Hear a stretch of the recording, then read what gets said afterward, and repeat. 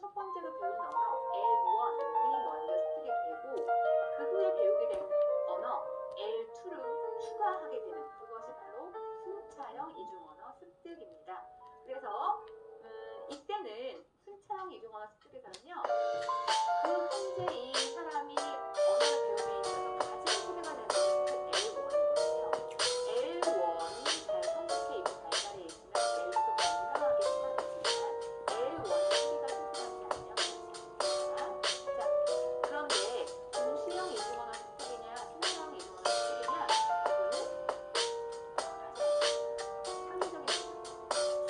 예를 들면은 국제결혼 가정이 있어요. 그런데 엄마 아빠 언어가 달라요.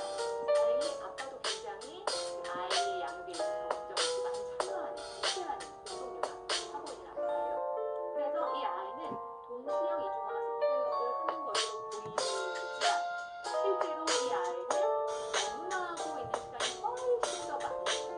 그러니까 동시형 같지만 사실은 엄마로부터 물려받은 언어를 더 빨리 배우고 거기에 아빠로부터 물려받은 언어가 있는 경우 신사를 될 수 있는데 이것은 그 상황을 봐야 설명이 되겠죠. 그래서 보기 힘들다는 걸 알아두시고요. 자, 그 다음에 제1언어 문화 습득에 있어서 연령에 우리가 얘기하는 언어 형성기에 대한 얘기인데 여러분 언어를 우리가 배워서 나의 것으로 만들 수 있는 나이가 몇 살 정도가 될 것 같아요. 제가 30살에 만약에 새로운 언어를 처음 배워요. 그런데 그것이 정말 그 현지인처럼 유창하게 구사할 수 있고 언어뿐만 아니라 그 해당 언어권의 문화까지도 제가 다 흡수했느냐 조금 자신이 없을 것 같거든요. 우리가 보통 언어 형성기라고 하면 한 만 15세, 만 15세. 근데 사람에 따른 개인차가 있습니다. 일단은 15세 정도로 보고요. 그러면 언어 형성기라고 하면은 태어나서부터 일단 만 2세라고 한 것은 언어를 이제 본격적으로 배우는 시기라고 보시면 되는데 이제부터 15세라고 한다면 이 중간에 8세까지를 전반 그리고 그 다음을 언어 형성기 후반이라고 하는데 아무래도 전반과 후반은 약간 다르겠죠. 전반기에는 뭐 일상생활의 어떤 문화를 자연스럽게 습득하고 그리고 말하기 읽기 쓰기 등의 어떤 언어 기능의 기초를 배우고 구체적인 내용들을 배우는 시기라면 후반은 어때요? 점점점 읽고 쓰고 그리고 추상적인 개념들도 배우는 시기가 후반 기능이에요. 그래서 조직화해서 보면 언어 형성기 전반, 후반 이렇게 볼 수 있는데 모문화가 뭐 이때 끝나는 게 아니라 이어지는 거예요. 그런데 모문화는 처음 초등학교부터 계속 하나하나 쌓여가는 것이다라고 보시면 되겠고요. 그리고 읽기 쓰기는 아무래도 말하기 다음에 우리가 습득을 하게 되겠죠. 그리고 후반에는 독해, 추상적인 개념들을 배우게 되는 시기다라고 보시면 되겠습니다. 네, 다음으로는 분리 기저 능력과 공유 기저 능력입니다. 언어 습득에 대한 두 가지 이론인데 언어 습득에 대해서 어떤 시각으로 바라보느냐에 따라서 이 뜻을 주장한 이론들이 다르다라고 보시면 되겠습니다. 자, 분리 기저 능력 또는 기저 별개 능력인데 제가 여기 조금만 외워두면 될 것 같아요. 분리 따로따로 본다. 반대되는 개념은 공유, 공통, 하나로 본다. 공유된 것으로 본다. 그래서 이건 뭐냐면은 이중 언어자들이 어떻게 언어를 습득하고 저장하고 활용하는가에 대한 두 가지 이론인데요. 이중 언어 교육에 대해서 회의론자들은요 분리 기저 능력을 주장을 하고요. 그리고 이중 언어 교육에 대한 옹호론자들은 공유 기저 능력을 주장을 합니다. 어떤 것인지 보면 분리 기저 능력이라는 것은 이건 가상으로 이제 그려놓은 거니까요. L1을 배우는 능력, 습득하는 능력과 L2를 습득하는 능력이 별개, 분리된 것이다라고 보는 것입니다. 그렇죠? 그러니까 L1이라는 통선이라고 본다면 풍선이 풍창하면 L2는 점점 작아지고 또 그 반대의 경우도 있을 수 있다. 즉 L1과 L2가 동시에 최대한 개발되는 것은 어렵다라는 것이고요. 여기서 주장하는 것은 뭐냐면 언어를 받아들이는 두뇌 기능의 한계를 말하고 또 언어 습득에 투입할 수 있는 시간의 양을 고려할 때 L2를 빠른 시기에 습득하는 노력은 오히려 좋지 않다. L1 습득에 부정적인 영향을 미칠 수 있다라는 것입니다. 어느 부분은 일리가 있지만 이것에 대한 반대 의견도 있을 수 있겠죠. 자, 그러면 공유 기저 능력 모델이란 무엇일까요?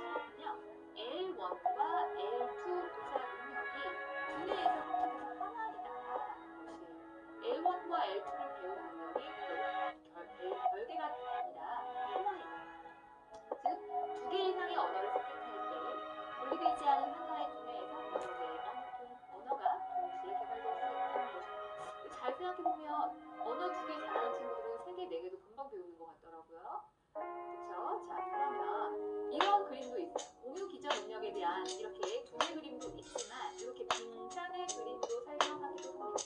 이 지금 삼각형처럼 보이는 게 빙산이에요. 여러분 얼음이라고 큰 빙산입니다.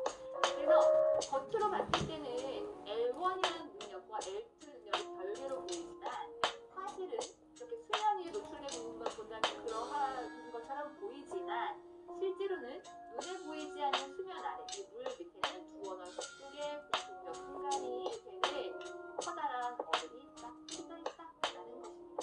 그래서 이것은 빙산에 비유한 언어의 표층명과 심층면, 표층 보이는 부분은 심층 아래에 깊이 있는 부분이죠. 그런데 이제 그러면은 분리기저 이론과 공유기저 능력 이론 이것은 뭐가 다르냐? 과거에는요 분리기저 이론이 지지를 받아왔대요. 그런데 대부분의 연구들이 최근에는 공유기저 이론을 사용하고 있습니다. 무슨 말이냐면 언어 특성의 정도 L1과 L2도 관련있고 또 이것의 학업 성취도와도 밀접한 관련성이 있다는 것이죠. 그래서 L1과 L2가 전혀 무관하게 개발되는 것이 아니다. 서로 밀접한 연관성을 지니고 있다라는 것이 공유기저 능력입니다. 자, 그리고 이중언어 능력의 근간, 풀이 굉장히 많이 나왔던 이야기예요. 도식화 그림으로 사진으로 보여드리면 즉 자신을 지탱하는 뿌리가 마음으로 심적으로 안정되어 있느냐, 즉 자신감이 있느냐, 긍지가 있느냐, 의욕이 있느냐, 누가 이중언어를 사용합니다.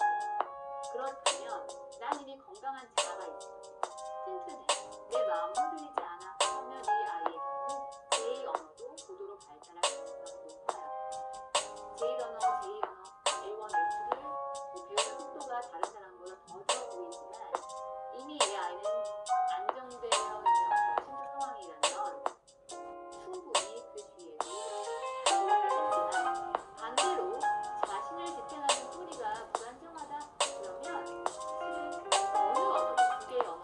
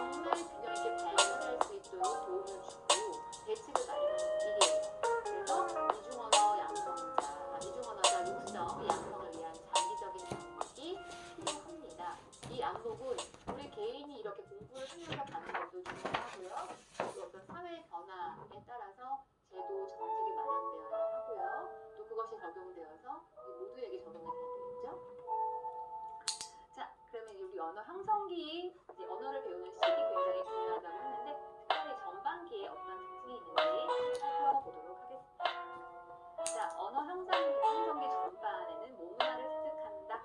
그래서 특별히 이제 모문화 습득의 과정이라고 하면은 뭐 행동 같은 거 있잖아요. 여러분 뭐 아이들 키우시면서 이거 해도 돼, 안 돼, 이렇게 하는 거야, 인사하는 거야, 뭐 반말 하지 말아라, 뭐 밥 먹을 때 이렇게 해라, 뭐 등등. 그리고 말로 좀 하진 않지만 여러분이 기쁜 감정 어떻게 표현하는지, 또 화날 때 어떻게 하는지, 슬플 때 어떻게 하는지 등등의 모든 것을 듣고 보고 아이들이 습득이 되거든요. 그래서 모문화 습득의 과정은 행동 규범, 심리적인 측면, 뭐 이런 측면 모두 포함해서 이루어진다고 볼 수가 있고요. 그 다음에 특별히 이제 만 2세부터 폭발적으로 언어가 증가하는 시기잖아요. 그래서 이제 엄마 품에 있던 아이가 이제 점점 혼자 자고 또래와 놀면서 또 초등학교까지 가는 사이에 뭐 점점 말하고 표현하는 법들을 배우게 되겠죠. 자, 그럴 때 이제 아이는 제1언어, 모어, 그쵸? 아이가 태어나서 처음으로 익히는 언어가 제1언어예요. 모어예요. 근데 이 모어의 중요성은 여러분 앞으로 끊임없이 강조가 되겠지만, 모어라는 것은 나를 잊게 하는 언어, 즉 나라는 사람을 형성하는 중요한 언어여서 생명의 주로 비유를 하네요. 그죠? 그리고 왜 모어가 이렇게 중요하냐?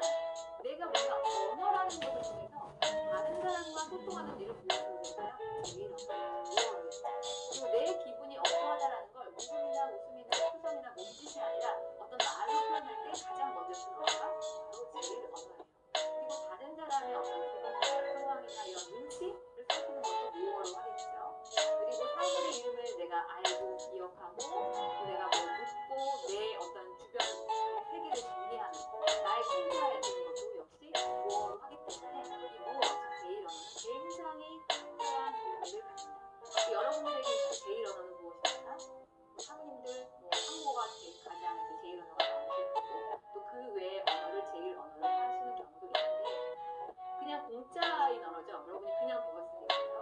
근데 이것은 굉장히 스페셜한 것이다라는 것을 잊지 마시고 새삼 여러분의 부모님께 감사의 마음을 가지셔도 좋을 것 같습니다. 그리고 초등학교 전반기, 언어 형성기 전반인데 이제 초등학교에 특별히 들어가면은 이때는 이중언어 교육에서 매우 중요한 시기이다. 왜냐하면 현지어로 전환될 가능성이 높은 시기이기도 하거든요. 그 부모의 언어가. 그래서 이때는 말하기 능력 충분히 발달하고요. 읽기, 쓰기, 기초 능력을 가지게 되고, 또래 친구, 학교 생활 기회 늘어나고, 또 이때 더더욱 모어를 통한 소통을 해야 돼요. 이때 그렇지 않으면 아이가 현지어를 습득하면서 모어를 모르게 되겠죠. 자, 두 언어 양의 균형성이 있어서 아버지의 역할, 아무리 강조해도 모자라네요. 자, 아버지는 관자가 아니에요. 어머니와 아버지의 언어 능력이나 사용 빈도나 이런 개개인의 조건에 따라서 다르겠지만, 일반적으로 우리가 알고 있는 것처럼 어머니와의 접촉이 필요해요. 혹시 여러분들 우리 학부님